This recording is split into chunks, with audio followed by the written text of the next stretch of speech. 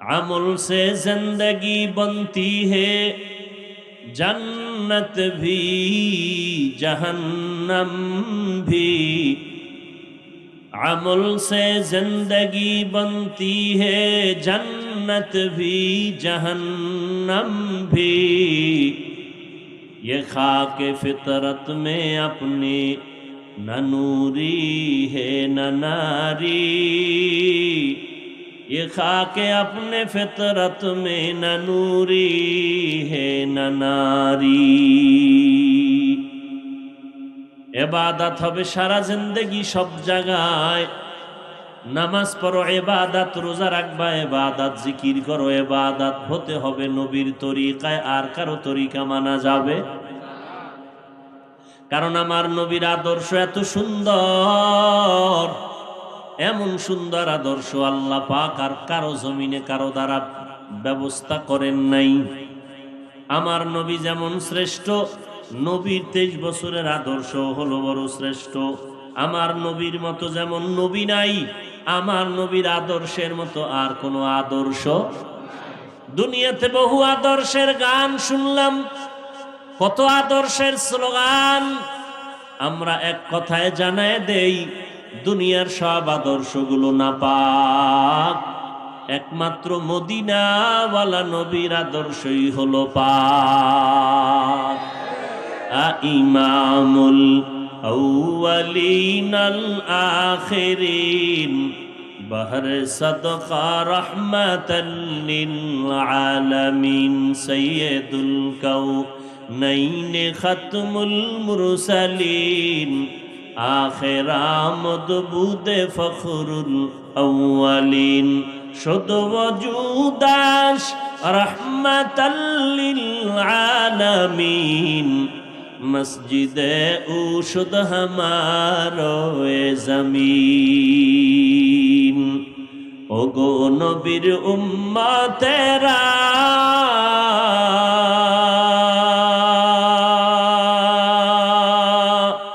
হয়ে আজি দিশাহারা,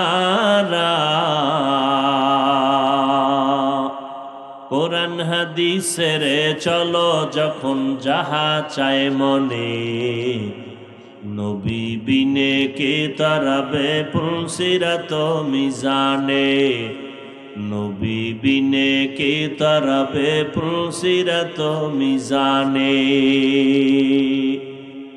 ভাইরা আমার, নবীজি এমন এক সময় জমিনের মধ্যে আগমন করেছেন, যেই সময় মক্কার মানুষের মতো খারাপ মানুষ জমিনে আর কোথাও ছিল না।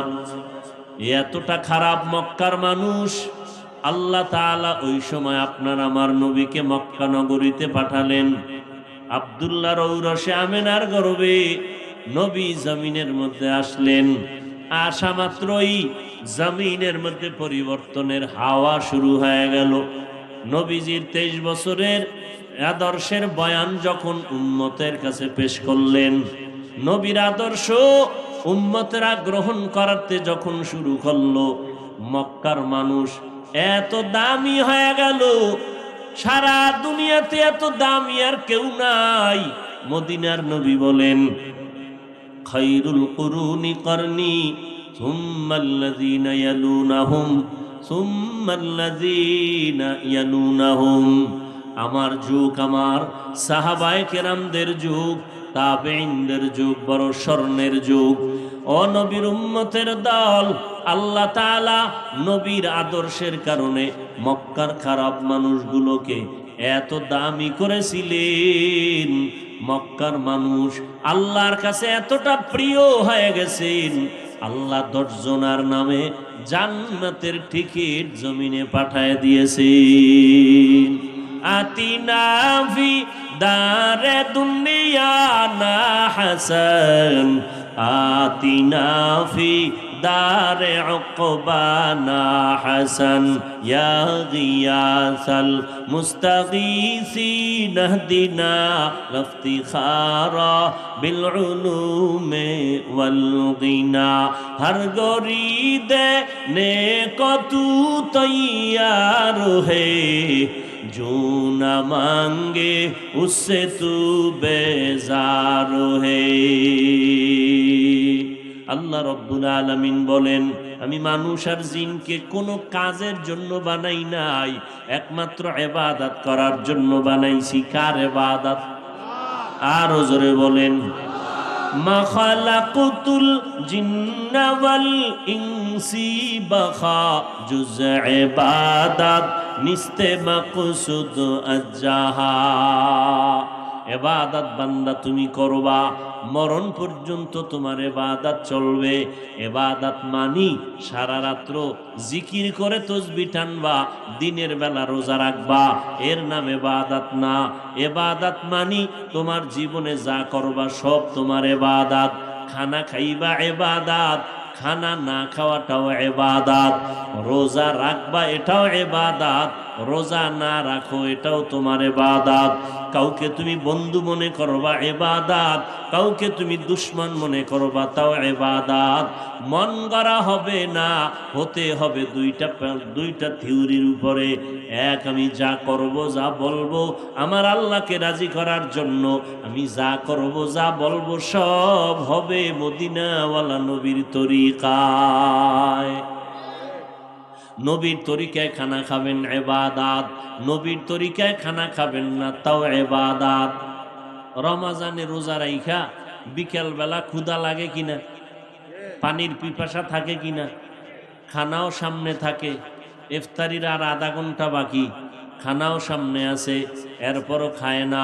যদি বলি দরজা আটকাইয়া পানি পান করো ভেতরে ঢুকিয়া, করবে? করবে না। পানির পিপাসাও আছে, পানিও আছে, খায় না কেন, পান করে না কেন? কার ভয়?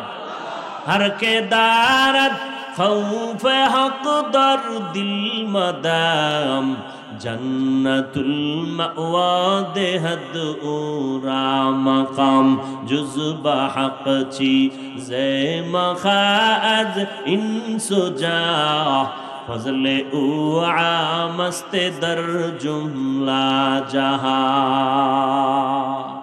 খানা সামনে আছে, রোজার হালাতে খানা খাওয়া ইবাদত নাকি খানা না খাওয়াটা ইবাদত?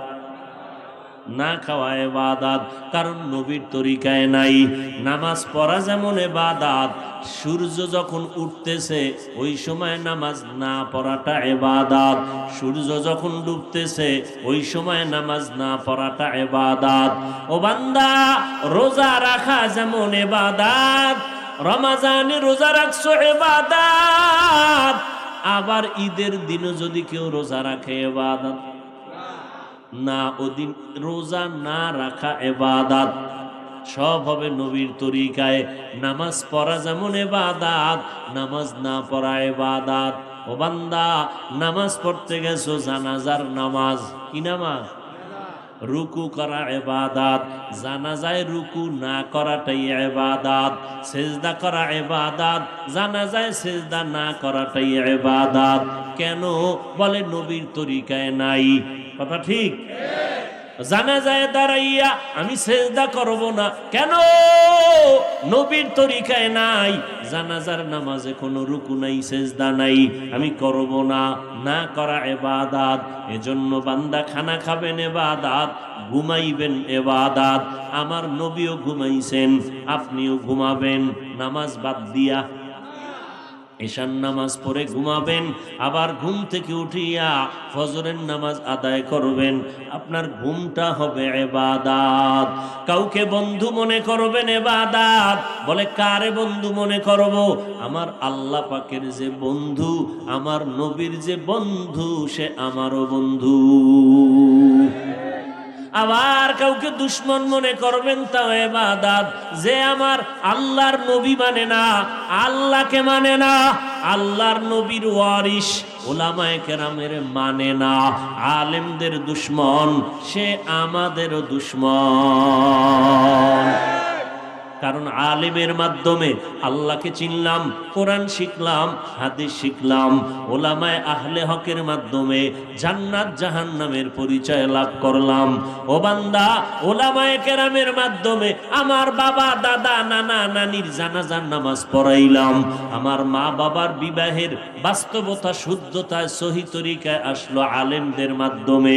অতএব যারা আলেমকে মানবে না তারা নবীকে মানলো না, যারা নবীকে মানলো না তারা আল্লাহকে মানলো না, যারা আল্লাহকে মানলো না তারা আমাদের বন্ধু হতে পারে না। এরে নবীর উম্মতের দল, এই দুনিয়াতে নবী আর আসবেন না, নবীকে আর আমরা দেখতে পাবো না। নবীর তরিকা আমাদের সামনে পেশ করবেন ওলামায়ে কেরাম। আলেমরা হাতে কোরআন নিয়ে, হাদিস নিয়ে উম্মতের বুঝাইবেন। অতএব আল্লাহর নবী বলেন, ও দুনিয়ার উম্মতেরা, ওলামায়ে কেরামদের পেছনে যাও, আউলিয়ায়ে কেরামদের পেছনে তোমরা সময় লাগাও। যদি অল্প সময় লাগাইতে পারো, হাকিমুল উম্মত, মুজাদ্দিদুল মিল্লাত শাহ আশরাফ আলী থানভী ফারুকী রহমাতুল্লাহ আলাইহি জীবদ্দশায় বাংলাদেশে যখন আসছিলেন, ওলামাদের মজলিস বসলো, হযরত ইসলাহি বয়ান করলেন। বয়ান শেষে মোনাজাত হলো। আলেম ওলামারা বিভিন্ন প্রশ্ন করলেন। এক সময় প্রশ্ন করে বলেন, হযরত, হাদিস শরীফের মধ্যে আছে সন্তানেরা যদি মোহাব্বতের নজর লাগাইয়া মা বাবার চেহারা দেখে বাইতুল্লাহর জিয়ারতের সওয়াব পায়, কবুল হজের সওয়াব পেয়ে যায়। কিন্তু আমরা জানতে চাই, মা বাবার দিয়ে তাকাইলে বাইতুল্লাহ পাওয়া যাবে, কিন্তু আমরা আল্লাহওয়ালা যারা আলেম, আহলে হক, আউলিয়া, ওলি আউলিয়া, এদের দিকে তাকাইলে আমরা কি পাবো? হাকিমুল উম্মত, মুজাদ্দিদুল মিল্লাত শাহ আশরাফ আলী থানভী রহমাতুল্লাহি আলাইহি বলেন, এরে দুনিয়ার মানুষ, ওলামায়ে কেরাম, মা বাবার দিকে সন্তান ভালো নিয়তে যদি তাকায় বাইতুল্লাহরে পায়। আর যদি আলেম ওলামা আহলে হক এদের দিকে নেক নজরে কোনো উম্মত তাকায়, বাইতুল্লাহ পাবে না, বরং বাইতুল্লাহর মালিকের পেয়ে যাবে। আউলিয়ারা কারে উকবা ইখতিয়ার, জাহেলারা কারে দুনিয়া ইখতিয়ার। মাইলে মোমেন সোয়ে মোমেন মিশাওয়াত, মাইলে কাফের সোয়ে কাফের মিশাওয়াত। মা বাবার দিকে তাকাইলে কারে পায়? বাইতুল্লাহর জিয়ারত পায়। আর আলেম ওলামা বাইতুল্লাহর মালিকের দর্শন লাভ করতে পারে, বাইতুল্লাহর মালিকের মুলাকাত হয়। তিনি পয়গম্বরের হাদিস দিয়া দলিল দিলেন, ক্বালান নবিয়্যু সাল্লাল্লাহু আলাইহি ওয়া আলিহি ওয়াসাল্লাম মান আউলিয়া। নবীকে প্রশ্ন করা হলো, আউলিয়া কাকে বলে? নবীজি জবাব দিলেন, ইযা রুউ যুকিরাল্লাহ। আউলিয়া, ওলি কারা জানোনি? যাদের দিকে নজর দিলে আমার মাওলার কথা স্মরণ হয়। এরা খাস আউলিয়া, এরা ওলি আউলিয়া, এরা আল্লাহর আশিক, এরা আহলুল্লাহ, আল্লাহর পরিবারের সদস্যের মতো এরা কাছের মানুষ। এদেরকে আল্লাহ এমন পাওয়ার দান করেন। ক্বালান নবিয়্যু সাল্লাল্লাহু আলাইহি ওয়া আলিহি ওয়াসাল্লাম ইত্তাকু ফিরাসাতাল মুমিন ফাইন্নাহু ইয়ানজুরু বিনূরিল্লাহ। আল্লাহর নবী বলেন, ও দুনিয়ার মুমিনেরা, আল্লাহর খাস খাস বান্দা জমিনের মধ্যে থাকবে, এদের অন্তরের পাওয়ার এত বিশাল, তোমরা তাদের ব্যাপারে সতর্ক থাইকো। কারণ তারা তোমরা যা দেখো না, ওলি আউলিয়ারা তা অনেক কিছু দেখে, নিজের চামড়ার চোখে দেখে না। আল্লাহ তাদেরকে এমন পাওয়ার দেয়, আল্লাহর নূরের আলো দিয়ে তারা অনেক কিছু দেখতে পায়। ওমরে ফারুক রাদিয়াল্লাহু তাআলা আনহু খুতবা দিতেছেন, হঠাৎ করে আওয়াজ দিলেন, ইয়া সারিয়া আল জাবাল, ইয়া সারিয়া আল জাবাল, ইয়া সারিয়া আল জাবাল। 100 মাইল দূরে পাহাড়ের পার্শ্বে ডাক দিয়া কয়, এই সারিয়া, পাহাড় পাহাড় পাহাড়, মানে পাহাড়ের ওই পার্শ্বে শত্রু সতর্ক। সারিয়া 100 মাইল দূর থেকে যখন এই খবর পাইল, কানের মধ্যে আওয়াজ আসলো, সতর্ক হয়ে গেল। সারিয়াকে জিজ্ঞাসা করা হলো, ওমরের কণ্ঠের আওয়াজ তুমি শুনছিলা নাকি? বলে কাছে বৈশা বললে যে আওয়াজ পাই, মদিনাতুল মুনাওয়ারা থেকে আওয়াজ দিছে, আমি সে আওয়াজ কানে শুনতে পেয়েছি। আউলিয়ারা কারে উকবা ইখতিয়ার, জাহেলারা কারে দুনিয়া ইখতিয়ার। এই পাওয়ার আল্লাহ সবাইকে দান করেন না, এই পাওয়ার আল্লাহ তার বিশেষ বান্দাদের মধ্যে দান করেন। যেই বান্দাগুলো মুরাকাবা মুজাহাদা করতে করতে করতে করতে আল্লাহর দিকে অগ্রসর হয়, আল্লাহর মোহাব্বত এত অন্তরের মধ্যে জমা হয়ে যায়, বান্দা এখন আল্লাহকে ছাড়া কিছুই চিন্তা করে না। ডানে বামে সামনে পেছনে সব সময় শুধু আল্লাহর জিকির আর ফিকির চলে। জবান বান্দা ঘুমায় গেলে তার কলবের মধ্যে জিকির চলতে থাকে। ওই মেখল মাদ্রাসা মুফতি ফয়জুল্লাহ রহমাতুল্লাহ আলাই, যাকে মুফতি আজম বলা হয় আমাদের বাংলাদেশে, এত বড় জবরদস্ত মুফতি, এন্তেকালের আগ মুহূর্তে অসুস্থ বিছানায় পড়ে গেলেন। ডাক্তার আসলো, টেটিস্কোপ যন্ত্র কানের মধ্যে নিয়ে বুকের উপরে ধরলো, ধরা মাত্র একটা চিৎকার মেরে জমিনের মধ্যে পড়ে গেল। জিজ্ঞাসা করে হুশে আসার পরে ডাক্তার, তুমি চিৎকার মেরে বেহুশ হয়ে পড়লে কেন? বলে আল্লাহর কসম, আমি এই যন্ত্রটা কানের মধ্যে লাগাইয়া মুফতি ফয়জুল্লাহর সিনার উপরে যখন ধরলাম, হাজার হাজার মানুষ এক জায়গায় বসিয়া আল্লাহর নামের জিকির করলে যে আওয়াজ হয়, তার কলবের মধ্যে সেই জিকিরের আওয়াজ আমি কানে শুনতেছি। জিক্রে হাকা মদগদাই রুহেরা মরহামামদ ঈদেলে মজরুহেরা। এজন্য দুনিয়াতে সব পাগলের দল, কেউ দুনিয়ার পাগল, কেউ আখিরাতের পাগল। এরে নবীর উম্মতের দল, আল্লাহর মোহাব্বত যদি অন্তরে জমা করতে পারো, রিজিকের মালিক আল্লাহ, হায়াতের মালিক আল্লাহ, ইজ্জতের মালিক আল্লাহ। ওই আল্লাহর মোহাব্বত নিয়া দুনিয়াতেও চলো। আল্লাহ ছাড়া আমার আসল কেউ নাই, নবী ছাড়া আমার আপন কেউ নাই। আমি যা করব, যা বলবো সব আমার আল্লাহর জন্য, নবীর তরিকায়। আমার ঠোঁটের হক আদায় করব জিকিরের দ্বারা, আমার হাতের হক আদায় করব আল্লাহর নামের তসবিহ পড়ার দ্বারা। বান্দা যত আল্লাহকে স্মরণ করবে, তার অন্তরের মধ্যে আল্লাহ কুদরতের মারেফতের পাওয়ার দান করবেন। অতএব আল্লাহ ওলিরা এজন্য বেশি বেশি বেশি বেশি আল্লাহর নামের জিকির করেছেন। আল্লাহর জিকির করব কারণ কি? আল্লাহর যারা পাগল তারাই আল্লাহর জিকির করবে। আল্লাহর জিকির করব না পিশাবের জিকির? আল্লাহর জিকির করো বান্দা। নবী বলেন, তোমার জিহ্বাটা জিকিরের দ্বারা তুমি ভিজাইয়া রাখো, তোমার জবানের মধ্যে জিকির এমন ভাবে চালু করো, আজরাইল যখন আসিয়া তোমার রুহটার উপরে হাত দেওয়া শুরু করবে, তখনও তোমার জিকির চালু হয়ে যাবে। আর জান কবাজের সময় পাবে না, এমন এক হালাত যদি বান্দা তুমি তৈরি করতে চাও, হাঁটতে চলতে উঠতে বসতে সব সময় তুমি আল্লাহর জিকির করো। কার জিকির? আর এই জিকির মন গড়া করলে হবে না। খাঁটি আল্লাহওয়ালারা যেইভাবে জিকির তালিম দিবেন ওইভাবেই জিকির করতে হবে। আমি যখন লা ইলাহা ইল্লাল্লাহ বলবো, আমি লা ইলাহা বলিয়া খেয়াল করব, নাই নাই আমি যত কিছু বলি আছে আছে আছে আছে, কিছুই নাই, সব বাদ। লা মানি নাই। আমি বলি আমার টাকা, আমার বাড়ি, আমার গাড়ি, আমার সব। আল্লাহ কয় না, লা ইলাহা কিছুই নাই, একমাত্র কে আছেন? ইল্লাল্লাহ। আল্লাহ তাআলা ব্যতীত আর কোনো মাবুদ নাই, আমার কোনো মাশুক নাই, আমার কোনো মাহবুব নাই, আমার কোনো রাজ্জাক নাই, আমার কোনো জীবনদাতা নাই, আমার কোনো বিধানদাতা নাই, আমার হায়াতের মালিক নাই, মৌতের মালিক নাই।